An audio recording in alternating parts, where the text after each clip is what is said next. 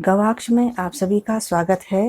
आज क्षितिज भाग 2 के गद्य खंड का चौथा पाठ मानवीय करुणा की दिव्य चमक, इसे समझेंगे। मानवीय करुणा की दिव्य चमक बहुमुखी प्रतिभा के साहित्यकार सर्वेश्वर दयाल सक्सेना का एक संस्मरण है। संस्मरण स्मृतियों से बनता है और स्मृतियों की विश्वसनीयता उसे महत्वपूर्ण बनाती है।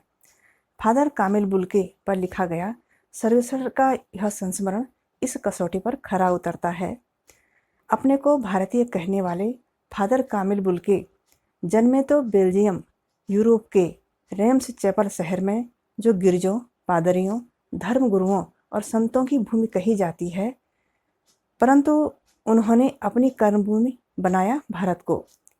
फादर बुल्के एक सन्यासी थे, परंतु पारंपरिक अर्थ में नहीं। सर्वेश्वर का फादर बुल्के से अंतरंग संबंध था, जिसकी झलक हमें इस संस्मरण में मिलती है। लेखक का मानना है कि जब तक राम कथा है, तब तक इस विदेशी भारतीय साधु को याद किया जाएगा तथा उन्हें हिंदी भाषा और बोलियों के अगाध प्रेम का उदाहरण माना जाएगा। फादर बुल्के का व्यक्तित्व। फादर बुल्के लंबे कद के और गोरे रंग के थे। उन्होंने पादरी का सफ़ेद चोंगा पहना रहता था। उनकी सफ़ेद झाई मारती भूरी दाढ़ी तथा नीली आंखें थी। ममता और अपनत्व से भरे फादर बुल्के हर एक प्रियजन को गले लगाने के लिए आतुर रहते थे। लेकिन उनकी यातना भरी मृत्यु पर लेखक को खेद है। जिनकी रगों में मिठास भरा अमृत था और प्रभु की आस्था ही जिनका अस्तित्व था, उनकी मृत्यु जहरबाद अर्थात एक जहरीले कष्ट देने वाले फोड़े से हुई। इसका लेखक को बहुत दुख है। लेखक ने कुछ सुखद स्मृतियां व्यक्त की हैं कि फादर को याद करने से मन शांति से भर जाता था। उनके दर्शन मात्र से मन पवित्र और करुणा से युक्त हो जाता था। उनसे बात करने पर व्यक्ति कर्म करने का संकल्प कर लेता था। परिमल नामक साहित्यिक संस्था में सभी लोग परिवार की तरह रहते थे, जिसके बड़े फादर बुल्के थे।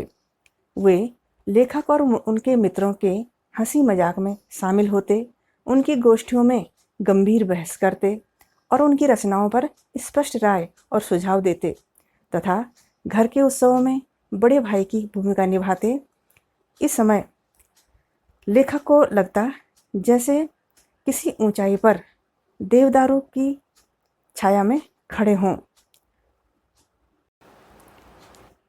फादर कामिल बुल्के बेल्जियम में इंजीनियरिंग के अंतिम वर्ष में सन्यासी बन गए, जबकि घर भरा पूरा था।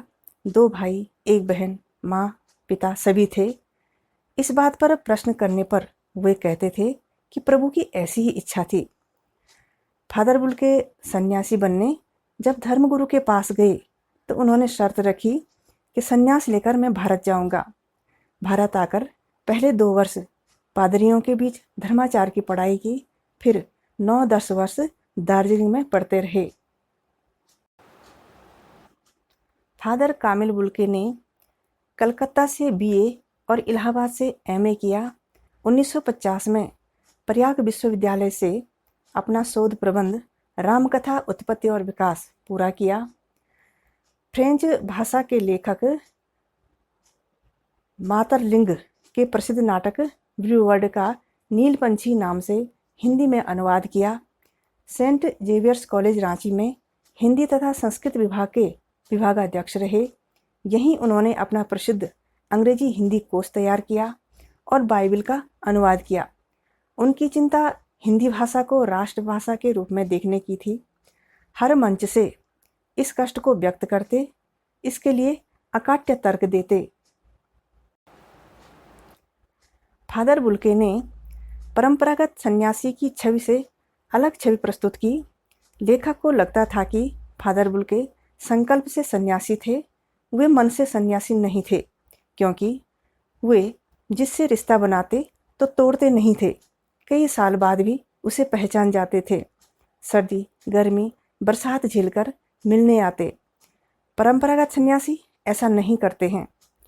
घर परिवार और दुख तकलीफ के बारे में पूछना उनका स्वभाव था।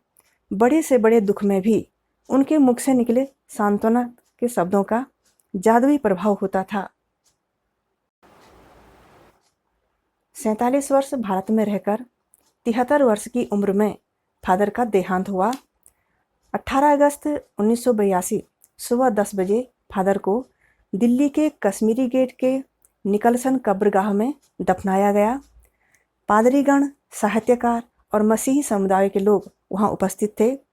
मसीही विधि से उनका अंतिम संस्कार किया गया। इस विदेशी साधु की मृत्यु पर रोने वालों की संख्या गिनना कठिन था। फादर कामिल बुल्के फल, फूल, सुगंध से भरे छायादार वृक्ष की तरह थे। वे सबसे अलग लेकिन सबके अपने थे। सभी के द्वारा सम्मानित, मानवता, दया और दैवीय चमक से युक्त थे। उनके निकट के लोगों में उनकी स्मृति यज्ञ की पवित्र आग की आंच की तरह हमेशा बनी रहेगी।